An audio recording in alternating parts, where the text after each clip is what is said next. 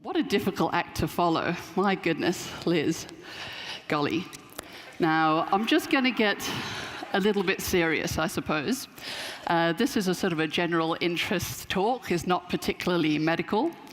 When I'm not practicing as an emergency physician in Sydney, my research interest is in health policy during times of war and natural disaster, and keeping up the health system, particularly for people deprived of their liberties. And some of that is inspired out of my work and time on Manus Island and Christmas Island, which are detention centres within the Australian refugee and asylum-seeking system. So first of all, in the world today, there are over 65 million displaced people, and we have over 21 million refugees. So just to clarify, what is the definition of a refugee? So the Refugee Convention says this is a person who, owing to a well-founded fear of being persecuted for 5 reasons, reasons of race, religion, nationality, or membership of a particular social group, or political opinion, is outside the country of his nationality and is unable, or owing to such fear, is unwilling to avail himself to the protection of that country.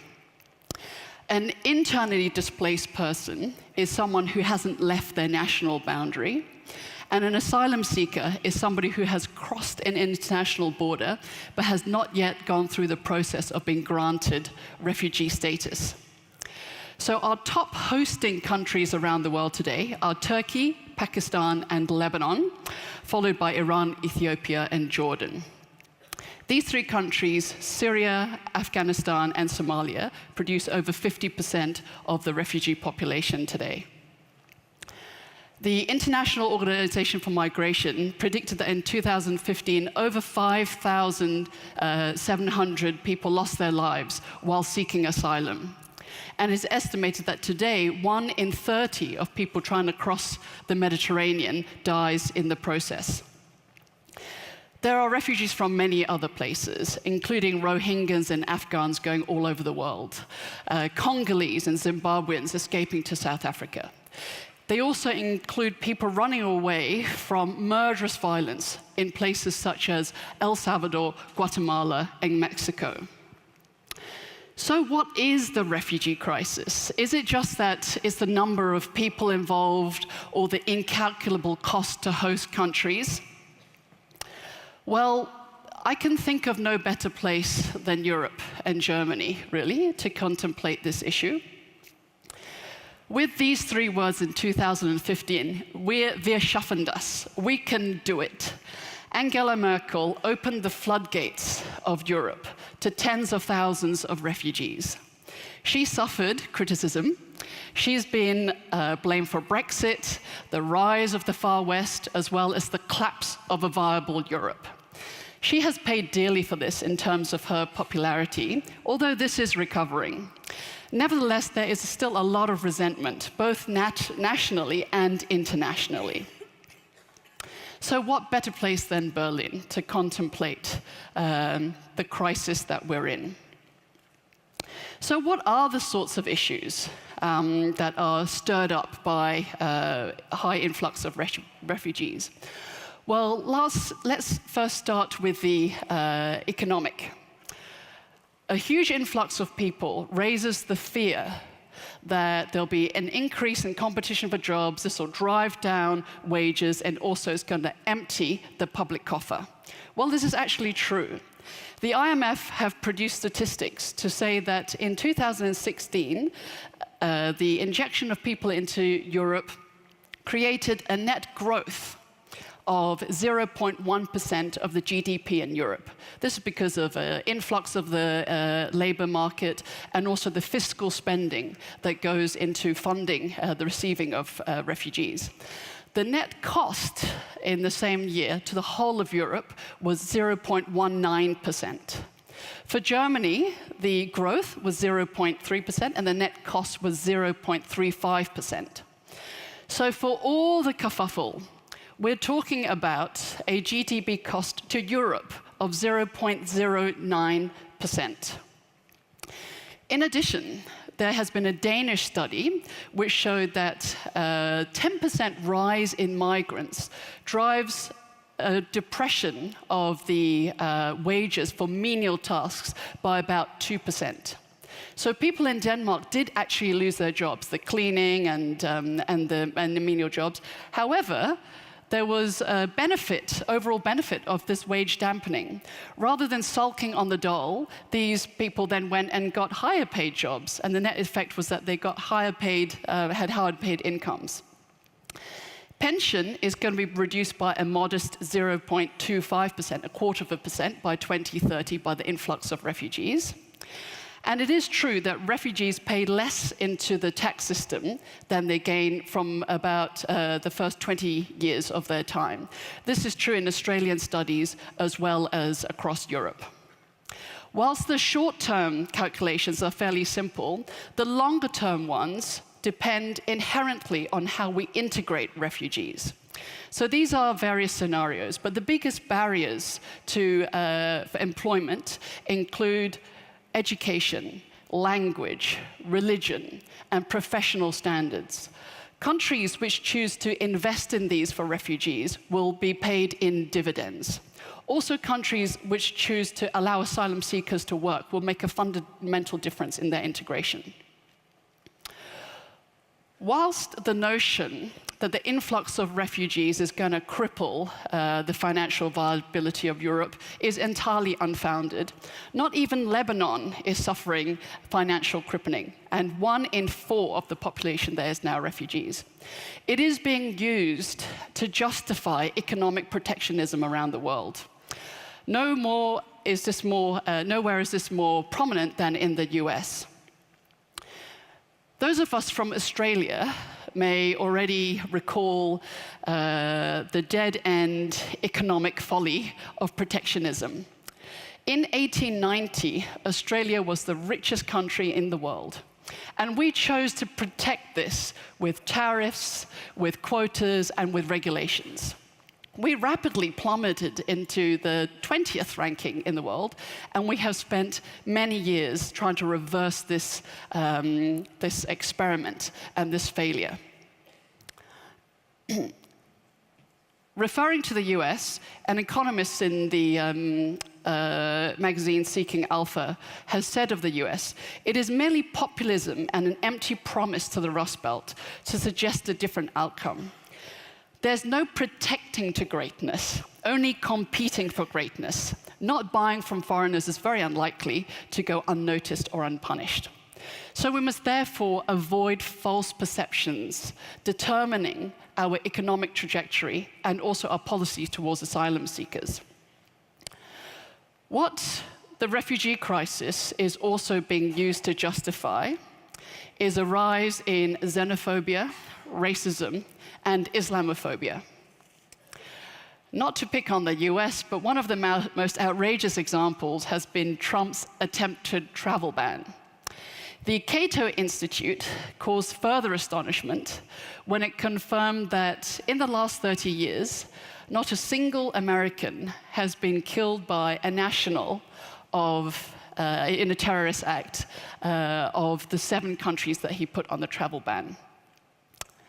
Conversely, the countries of origin of the men who perpetrated 9/11 did not feature on the travel ban. Not a single one.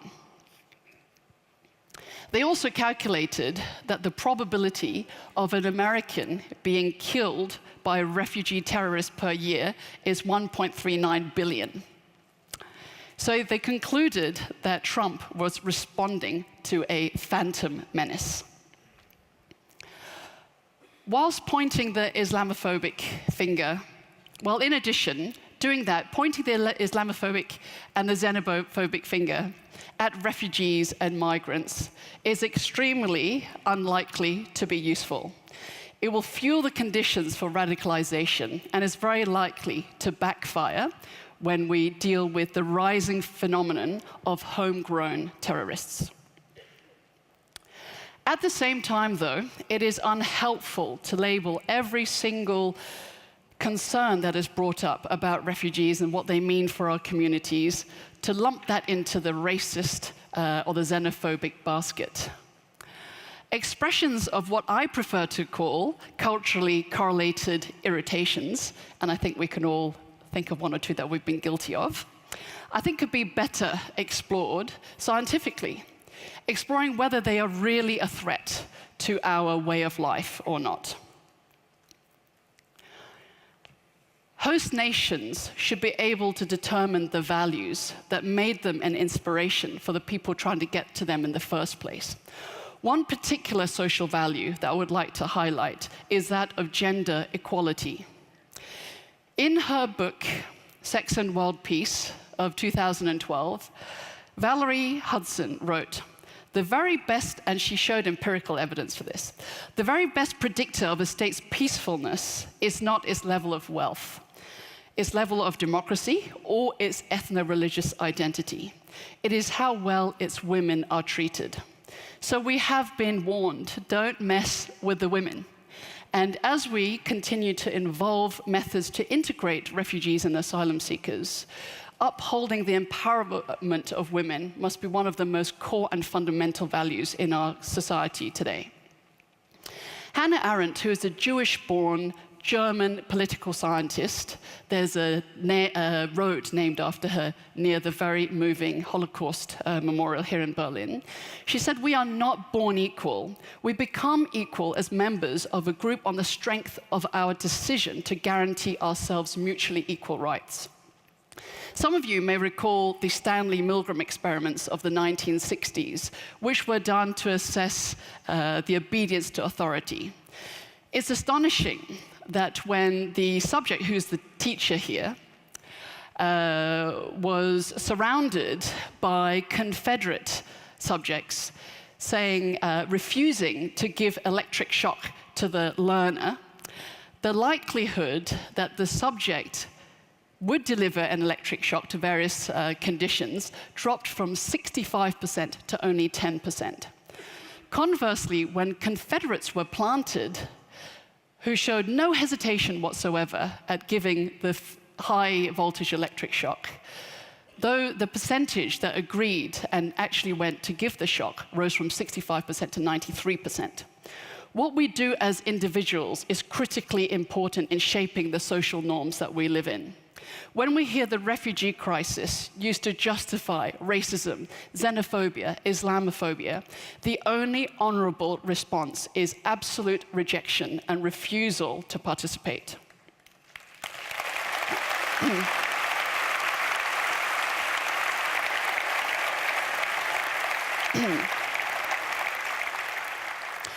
I've already alluded to the breakdown of the refugee system. So there is now a modern dichotomy in the refugee narrative. We are all agitated about trying to tell the difference between the real and the fake refugee or economic migrant. And for example, how do you really tell whether a homosexual Nigerian is really a homosexual Nigerian, where this is punishable in his country? Also, how do you tell whether a specific Syrian is escaping Syria because of those 5 conditions of threat, or whether it's just hopeless at home and he just wants a better economic prospect for his life? This is complicated by the fact that asylum seekers do use false documents, false passports, and false visas, primarily because as soon as a war breaks out or some sort of civil conflict, our countries clamp down on the issuing of visas. A good example of this was when, in 2015, the BAMF, which is the German Refugee Authority, announced that the Dublin regulation, which holds that asylum seekers entering Europe should be held in their country of entry processed there and then redistributed. When they announced that this would no longer be true for Syrians, that this didn't apply to Syrians, the Serbian border guards found thousands of passports strewn across the border, because then it became extremely strategic to become Syrian. There has been such a great frustration with this that many have called for the abandonment of the convention altogether. They just said, just forget it. Some are saying it's too broad, some are saying it's too narrow, and instead some have asked for it to be, for us to focus on voluntary or distress migrants. Now, this dichotomy of real or fake is actually a false dichotomy. These are not biologically immutable facts. Asylum seekers have always been motivated by mixed factors, including economic concern for their viability at home. People have always piggybacked on waves of migration throughout history for want of a better life. So that is nothing new. What is somewhat new, though, is the use of this dichotomy or rather, the use of this dichotomy has become a symptom of a key tension between two fundamental values in our current liberal world order. And that is between human rights, or the rights of the individual, and also the sovereignty of nation states. After World War II, the peace brokers, which is mainly the US and the UK and others, they wanted to create a system that was going to enhance economic development and world peace. They decided the creation of free markets, human rights, the rule of law, elected governments, all held accountable by independent judiciaries, and the free press was probably the most likely way to do this. Our current iterations, or modern iterations, of the institutions that uphold this liberal world order are here: UN, NATO, WTO, IMF, and G20, and so on. Our current liberal world order can be considered one of the most defining and astonishing marks of our current civilization. Now, the factors that promoted the development of this order are now under attack by many countervailing issues, one of the most important of which is the rise of citizens rewarding and not punishing their governments for being hard on refugees. There is therefore political advantage in governments rejecting the authorities of these supranational organizations. An example is Tony Abbott, an ex-Prime Minister in Australia, saying Australia is fed up with being lectured to by the United Nations. I'm not saying that the world order is perfect. It is not. And many may welcome the opportunity for rebalancing. But there is a current vogue for destroying things that have taken many, many decades to build. This is as good as we have as an international community. So if we are to repeal the world order, we must better make sure we've got something good to replace it. There's time just for a final topic, really, why we should care profoundly about the refugee crisis. And this is its inherent relationship with oil. We're familiar with the wars that have an optic of oil politics. So the 1990 Gulf War, 2003 Iraq War. We're also familiar with how these wars generate the terrorist organizations that we are concerned with today. What's lesser known is that oil also funds our terrorist organizations. A couple minutes. And today, oil funds ISIS quite physically. ISIS has more than 8 oil fields in Syria. And from this, they generate about $1.5 million US per day. There's therefore this perverse triad of oil, generating war, and also funding terrorists. The Green Movement can therefore be seen as a peace movement. Imagine the world without the optics of oil. I must conclude. It is critical that we care about the refugee crisis today because it exemplifies some of the greatest challenges to our social order, from terrorism to climate change to the rejection of our supranational system. As Hannah Arendt said, the manifestation of the wind of thought is not knowledge, but the ability to tell right from wrong, beautiful from ugly. Thinking gives people the strength to prevent catastrophes in these rare moments when the chips are down. It is now not only critical that we care, but that we think deeply about our attitudes and policies towards refugees today. Thank you.